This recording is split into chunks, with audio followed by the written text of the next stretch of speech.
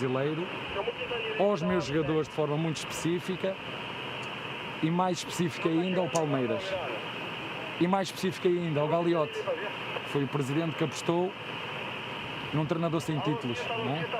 Mas como vos disse, felizmente estou à espera de ser despedido, porque ainda não fui, estou mesmo à espera, porque ainda hoje a minha filha mais nova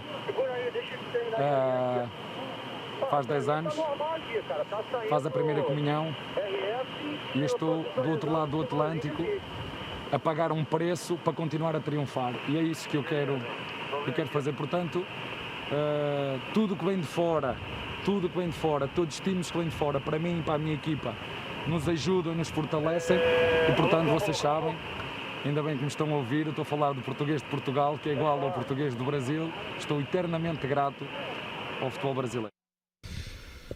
Olha, o que eu sinto, sinceramente, é que eu acho que o português de Portugal é diferente do português do Brasil, é o que eu sinto.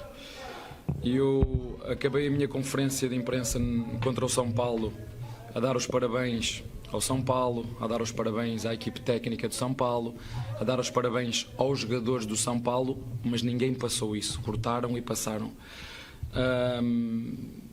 Acho que o meu português é diferente, acho que tenho que começar a falar mais devagar porque percebem mal. Volto a falar nessa pergunta, no contexto, a pergunta foi-me feita se o professor estava chateado com o futebol brasileiro, com as críticas do futebol brasileiro, e eu contextualizei e disse: eu estou grato ao futebol brasileiro, porque foi aqui que ganhei os meus primeiros títulos, porque até então os clubes que eu tinha treinado tinham sido clubes de média dimensão.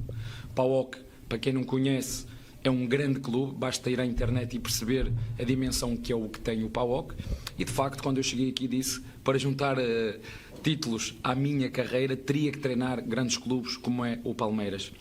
E na sequência veio ainda hoje, primeira jornada, há um despedimento de um treinador que para mim é... E eu dentro dessa perspectiva, como eu até à data de hoje, e eu, o treinador principal, ainda não fui despedido, foi só isso que disse, ainda não tinha sido despedido até à data de hoje, e procuro continuar e dar o meu trabalho. Se eu tinha algo contra, se estava chateado com as críticas, ou tinha algo contra o futebol brasileiro, eu disse não, porque foi aqui, sou o melhor treinador hoje, mas sou a mesma pessoa, sou mais valorizado hoje, mas sou a mesma pessoa e, portanto, vou continuar a fazer o nosso trabalho. É que eu procuro falar com os meus jogadores de que tudo o que vem de fora, tem que nos tornar mais fortes. Tudo o que vem de fora, elogios, críticas, tem que nos tornar mais fortes. Se eu estiver errado, vocês me corrijam aí, pelo amor de Deus. A minha interpretação é que ele foi infeliz quando ele fala em tom de despedida do Palmeiras, antes de um jogo importante, e depois ele fala que o português é diferente, que as pessoas estão interpretando errado. A minha interpretação é que ele falou em tom de despedida, ponto. Tanto é que depois, nessa mesma coletiva pós-jogo, ele analisou o jogo muito bem. Que o Palmeiras teve as melhores oportunidades no primeiro tempo, que o Palmeiras teve que o Diego Alves, que é essa defesa que ele faz, numa boa saída do Rony e tudo mais, enfim. O Palmeiras fez um bom jogo, teve as melhores oportunidades no primeiro tempo. No segundo tempo foi dominado pelo Flamengo. Essa foi a análise do Abel e a análise que eu também tenho em relação ao jogo que eu vi. Bacana, Abel, mas não fica meio que jogando para nós, da imprensa, que trabalhamos com a comunicação, que a gente está interpretando errado. Por favor. Eu só acho que, primeira coisa, o Palmeiras nem deveria pensar ou cogitar em trocar de técnico, se é que isso está em pauta. Na verdade, acho que não, porque o Abel já mostrou sua competência, acho que isso aí... O Abel vai ter que adaptar seu discurso, isso é normal, vai ter que se adaptar mais à imprensa brasileira, ao estilo brasileiro, não tem jeito. Tem a hora que você ganha, a hora que você perde, você tem que saber equilibrar tudo isso. Fora isso, eu queria falar do Flamengo, que foi o vencedor da partida. O Flamengo que, além do Diego Alves, mostrou um Bruno Henrique no segundo tempo, relembrando aquele Bruno Henrique sem o parceiro dele, o Gabigol, mas aí estava o Pedro recebeu uma bola muito boa e o Flamengo acabou fazendo 1-0, jogando mais no segundo tempo e melhorando a sua qualidade. E o Rogério Ceni, né, continua num caminho bom. Aí aquela história, todo mundo esperando que o Rogério Ceni tenha um insucesso, mas ele continua bem. Isso é um outro detalhe. Assim, eu acho que não é a todos também, enfim, não vamos generalizar, nunca a gente pode generalizar.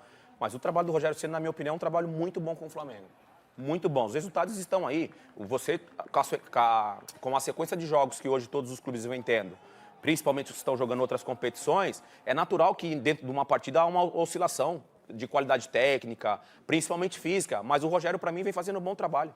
E só lembrando que o grande Flamengo que mais me encantou, não é o do Jorge Jesus, talvez porque foi o começo de tudo isso, daquele time, o Rogério Ceni só perdeu 2 jogadores, né? O Pablo Mari e também o Rafinha, e agora o Gerson pode sair. Então, né, tá bom ainda, tá muito bom. Não dá para reclamar da qualidade do Flamengo.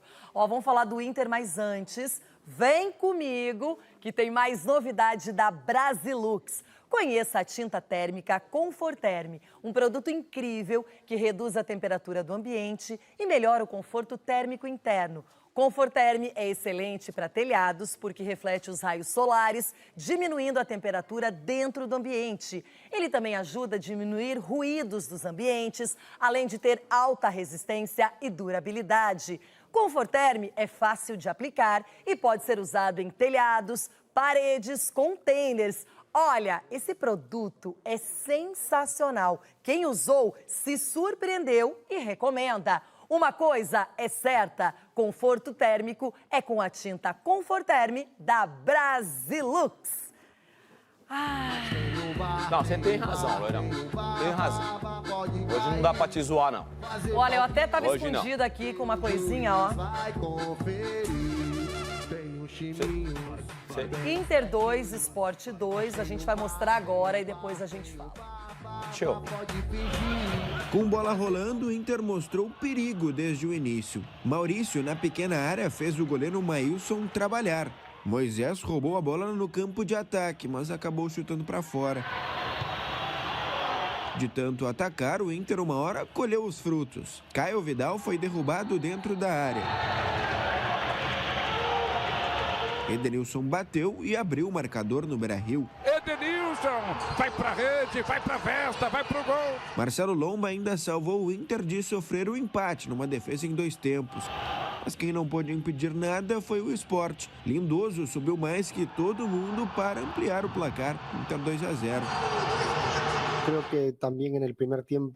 Creio que no primeiro tempo também começamos a fazer coisas que eu não gostava, tanto com 1-0 quanto com 2-0. Isso nos deixava longe do que tínhamos que seguir fazendo. Já no segundo tempo, a história foi completamente outra. O Sport começou a gostar do jogo e Maurício tocou com o braço na bola. Colorado reclamou de que o VAR não foi usado. Mas Thiago Neves bateu no meio e diminuiu para os visitantes. Maxwell tentou chutar cruzado, mas não deu muito perigo.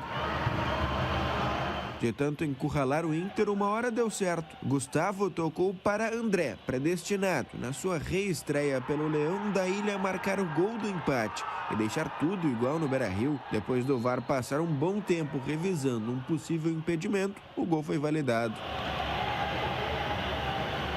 Ainda antes do apito final, teve polêmica. Galhardo balançou as redes, mas o juiz já havia marcado que a bola saiu na hora do cruzamento.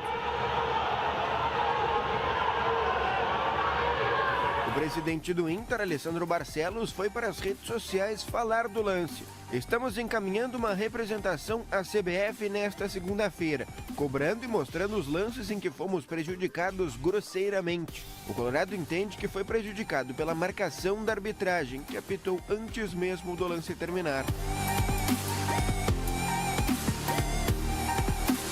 O Inter de Miguel Ángel Ramírez vive um momento delicado na temporada. O Colorado conquistou apenas uma vitória nos últimos 6 jogos que disputou. São 3 empates, 2 derrotas e 7 gols sofridos. Nós não podemos ser torcedores quanto ao resultado. Somos profissionais disso e temos que estar em cima do resultado. A sessão de vídeo mais dura, mais agressiva que tivemos com os jogadores foi contra o Olímpia, quando goleamos por 6-1 em casa. O saldo geral ele é positivo, é claro que isso nos deixa felizes, principalmente por esse poder de reação, por encarar um gigante do futebol brasileiro e lutar até o final para conquistar o objetivo de vitória. Infelizmente não veio. O Sport, invicto nos últimos 10 jogos em que disputou, volta a campo no próximo domingo, pelo Brasileirão contra o Atlético Mineiro. O Colorado tem compromisso no meio da semana contra o Vitória pela Copa do Brasil na quinta-feira. São 2 pra lá, 2 pra cá.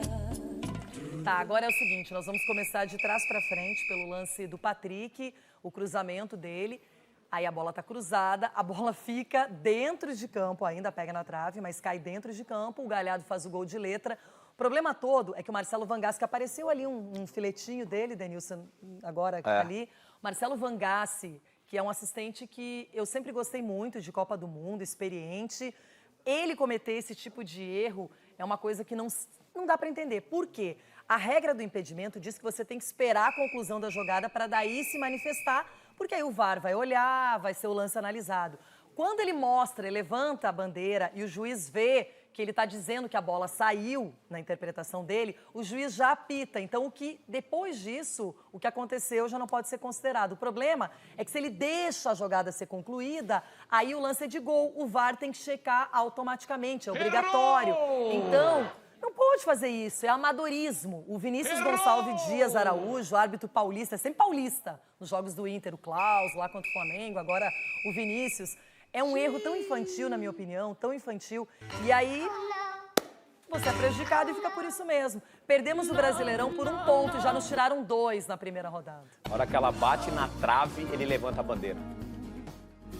Aí, ó. A imagem antes dessa, uma imagem antes dessa. Olha isso, ai, que incrível! A gente consegue, Loirão, ver. Ai, começou, perdeu, eu xingo, eu falo mesmo, eu não tô nem aí, eu falo do técnico, se tiver que falar de jogador, eu vou falar. Mas assim, a arbitragem... Tem uma imagem que a gente mostrou agora, que a hora que ela bate na trave, é a hora que ele levanta a bandeira. Você descreveu bem que se ele deixa seguir... Deixa seguir, como se fosse aquele lance de impedimento, né? A origem da jogada, termina a jogada aí, ele dá o impedimento e tal. Todo lance de gol é checado pelo VAR, é obrigatório, é regra. Ó, agora, Renato, ó. Olha bandeira aqui embaixo. Isso. Bandeira aqui embaixo, ó. Trave, vai, segue. Segue, bandeira. Viu? Ele levanta a... Nossa. Ele foi mal. Amadorismo. Amadorismo de um cara que não é nada amador, que é um profissional que tem muito currículo e errou de uma maneira muito bizonha. E a imagem de cima, com aquela câmera de cima, mostra que a bola realmente não saiu. Eu tô de acordo com você. O pênalti. O lance do pênalti, Loirão, ele gera uma discussão. Ele é interpretativo. Ele gera uma discussão. A minha opinião, eu não teria dado o pênalti. Eu teria deixado o jogo seguir e bola que segue. Beleza, vamos pra cima. Mas tem gente que interpreta como pênalti. É que, na verdade, a regra mudou em fevereiro e é o seguinte, hoje, lembra que no ano passado, tocava no braço, tocava na mão, pênalti, não interessava. Sim. Ah, mas eu não tive intenção, senhor juiz, pênalti. O que aconteceu? O festival foi tanto, né, de pênaltis que apareceram, que a FIFA mudou a regra. O que ela fez? Agora, o árbitro tem que analisar se esse braço ele está num movimento natural, que o Maurício estava fazendo um movimento natural, na minha opinião, e por isso não deveria ter sido marcado esse pênalti. O braço não estava colado, mas também não estava nem muito longe. E eu queria respeito com a minha opinião, como eu respeito a opinião de todos aqui. A gente só tá então, se pudesse tirar esse fundinho Não, é só para ver se dá tempo de... Porque tem eu não teria marcado o pênalti, um pênalti que gerou um placar de 2-1, que deixou o Inter nervoso em campo, isso ficou nítido, e que nos prejudicou na partida. Fora o lance do Patrick, que seria mais um gol, na minha opinião, um gol legítimo do Galhardo, nós teríamos uma vitória e acabamos tendo um empate em casa com um time que promete brigar na parte de baixo da tabela, que é o Sport. Tá bom. Só um detalhezinho agora para ter a questão polêmica e tudo mais. E a linha traçada, eu não me convenci. Deus do céu. Eu não sei se o Charles separou, porque não são só 2 lances polêmicos. O lance mais polêmico, primeiro, levou 3 minutos e meio, não é? Para poder traçar uma linha ali no gol do André, e eu não me convenço até agora. Essa daí, pra mim, não tem muito o que discutir, não. O pezão do acredita Moisés, na tecnologia e tem, o pezão do Moisés estava ali. O pezão do Moisés estava ali. Mas o Internacional, quando sai ganhando, também dá uma... calma, hein? O aspecto técnico, a falta de confiança também tem que ser levado em consideração. Mas, na minha opinião, a arbitragem influenciou mais do que a falta de confiança. Então, beleza. Agora é o seguinte, mais gols do Brasileirão. Abrimos a primeira rodada com Cuiabá 2, Juventude 2. E aí, o Alberto Valentim, né, foi demitido. O Galo perdeu pro Fortaleza. Furacão 1, América 0. Chapecoense em casa perdeu pro Bragantino, que lidera, e o Ceará bateu o Grêmio por 3-2. Alberto, me atende, Alberto. Brasileirão, primeira rodada, Arena Pantanal, e no duelo entre os dois recém-chegados da Série B, o Cuiabá fez 1-0 no Juventude após o corte e a finalização de Jonathan Cafu. Após o levantamento de Alisson e a falha de PP, Wesley empatou para o time gaúcho, que ainda chegou a virar o placar nos acréscimos do primeiro tempo. Cruzamento de Capixaba e Matheus Peixoto empurrou de primeira. No segundo tempo, os donos da casa reclamaram de um pênalti num chute de Vitor Mendes no rosto de Elton. Denis da Silva Serafim consultou o VAR, mas nada marcou. Sendo assim, só 5 minutos do apito final, Elton, pelo alto, evitou a derrota do Cuiabá 2-2, mas não conseguiu evitar a demissão do, acredite, invicto Alberto Valentim. O técnico deixa o time com 7 vitórias, 3 empates, eliminado da Copa do Brasil, mas com o título estadual. No domingo cedo, o Atlético Mineiro até abriu a conta do Fortaleza num pênalti polêmico de Tite em Hulk. Na manhã, o próprio Hulk bateu 1-0. A história do jogo começou a ser invertida com a entrada de Iago Pikachu no intervalo. Com 14 minutos em campo, ele recebeu na direita e fuzilou o goleiro Everson, tudo igual. E aos 48, enquanto o Galo pressionava em busca do segundo gol, o Fortaleza roubou a bola de Hulk no campo de defesa e partiu em velocidade no contra-ataque. David fez o passe em profundidade e o iluminado Pikachu, antes de entrar na área, definiu a virada. Fortaleza 2-1 no Atlético em pleno Mineirão. Com um gol no final também, e aliás, na tentativa de cruzamento de Carlos Eduardo para Matheus Babi, que entrou direto, o Atlético Paranaense foi outro que estreou com vitória no Brasileirão, 1-0 para cima do América Mineiro. Já na Arena Condá, o Bragantino passou fácil pela Chapecoense, Fabrício Bruno colocou na área e Ítalo abriu a conta. 2 minutos mais tarde, foi a vez de Ramírez levantar a bola na área e de cabeça, Lucas Evangelista ampliou. Após o intervalo e um pouco antes da substituição, Lucas Evangelista ainda se encarregou desse lançamento. Na área, Elinho fez o que quis com Matheus Ribeiro antes de definir o placar. 3-0 Bragantino, que só tem a companhia do Bahia no topo da tabela do campeonato com 3 gols de saldo, porque Claudinho, destaque do último Brasileirão, teve um gol quase sem ângulo anulado pelo Bandeira e pelo VAR, impedimento confirmado. Para fechar no Castelão, o time alternativo do Ceará abriu 2-0 de vantagem sobre o Grêmio, desfalcado de Diego Souza Ferreira e o técnico Thiago Nunes, todos com Covid, primeiro com Kleber e o desvio em Juan. E na sequência, com o Rick, saiu da marcação e bateu no canto do goleiro Breno.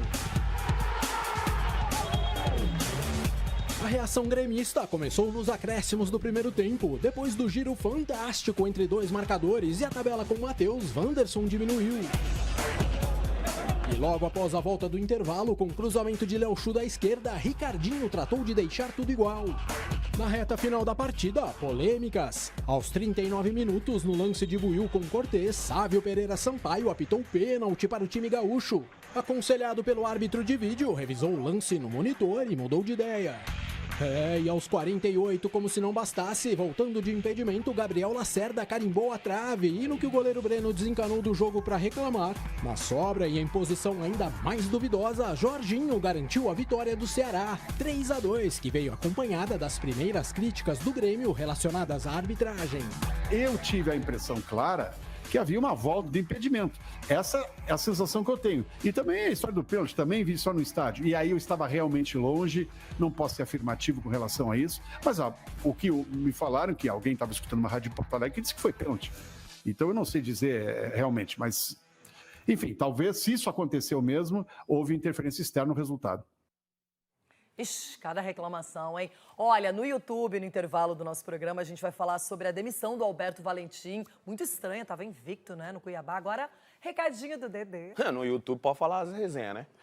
Mas, então eu... Mentira, não vou zoar não, o bagulho é sério. O assunto é sério, mano. Para, Chico. Eu vou zoar não, mano. Bom, pessoal, você passou o fim de semana sem contato com ninguém, sem notícias do seu time, porque mora na área rural e não tem internet em casa. Então conheça a HughesNet, a líder mundial em internet via satélite. Ela é ideal para quem mora no campo ou locais mais afastados, porque é via satélite e é muito simples. Um técnico vai até a sua casa, instala uma antena e um modem e pronto.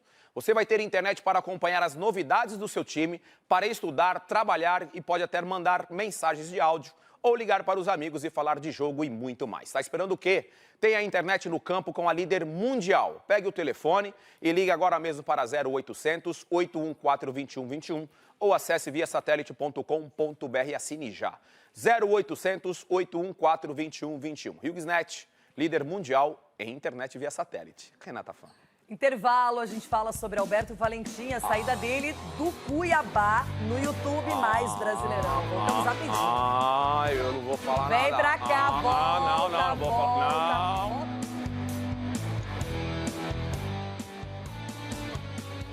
Denilson Show. Meu Pode Deus. voltar pro seu lugar, Meu acomode-se, passe aqui.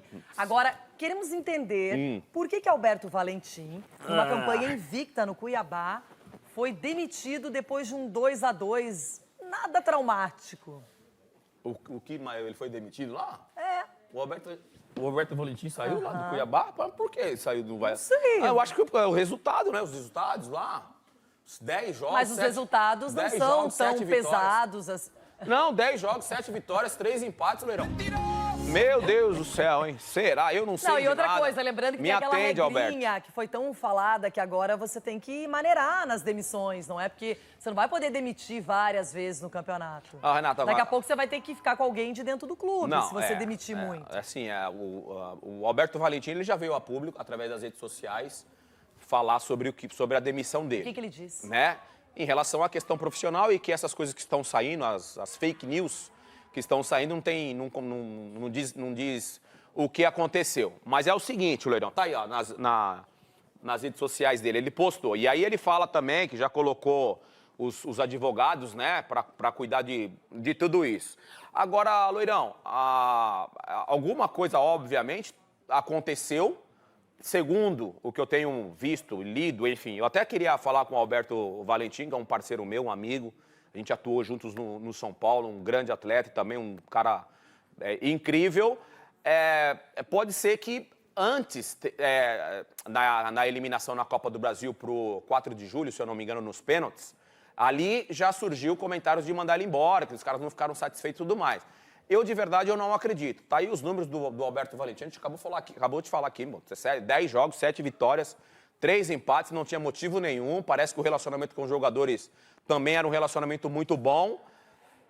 Só me atende, Alberto Valentim. Eu pra só nós digo ter uma coisa. resenha pra contar. Não diz respeito a ninguém, a questão da vida particular, a vida pessoal. Só que eu acho que quando você tem uma demissão inesperada, tanto o Cuiabá quanto o Alberto Valentim, pelo menos eles deveriam chegar num consenso para explicar, porque a gente entende quando a situação é de pressão, quando o trabalho não dá resultados, quando a competição já está desgastando um trabalho técnico, mas foi na primeira rodada. Então, por isso Poderia que eu ter acho que demitido antes, e aí ficava sem treinador, até escolher o próximo, você não queima uma perda de técnico. Não consegui entender mesmo. Por parte do Cuiabá, eu li algo por parte do Cuiabá, que depois dessa eliminação da Copa do Brasil já surgiu internamente comentários de que o trabalho não estava sendo muito bem realizado, enfim, apesar dos resultados. Eu quero acreditar nessa versão, de que realmente o dia a dia, segundo a diretoria do Cuiabá, não estava sendo um trabalho que estava rendendo, provavelmente algum desgaste interno, e fez com que ele perdesse o emprego na primeira rodada do Campeonato Brasileiro. E você contrataria quem agora para o Cuiabá? Renata, eu acho que eu contrataria o Dorival. Dorival? Você falou de Mancini, eu não sei se o Não, Mancini... eu falei que eles poderiam estar na pauta. Mancini, Jorginho... Que são os que estão aí no mercado. Mas eu acho que eu contrataria o Dorival para esse início de Campeonato Brasileiro. Mas é uma situação bem complicada, porque o Cuiabá fez vários investimentos, contratou jogadores experientes, que tinham relevância em outras equipes, montou aquela equipe cascuda para ficar na Série A e, de repente, um treinador que vinha funcionando. Agora, se realmente tudo isso que está sendo divulgado nas redes sociais é fake news e é uma inverdade, o Valentim está certo em acionar advogados mesmo. Óbvio. E em resolver essa situação, porque ofende família, tem outras extensões que não é legal e nem bacana para ninguém, né, Denilson? Eu confio muito e acredito muito na nota divulgada pelo Alberto Valentim. Eu falei aqui, vou até ser repetitivo, um cara que eu já atuei jogando lá no São Paulo, foi um bom lateral direito, também como treinador e como pessoa, sempre teve uma imagem muito, muito bacana. Então eu acredito muito nessa nota que ele divulgou.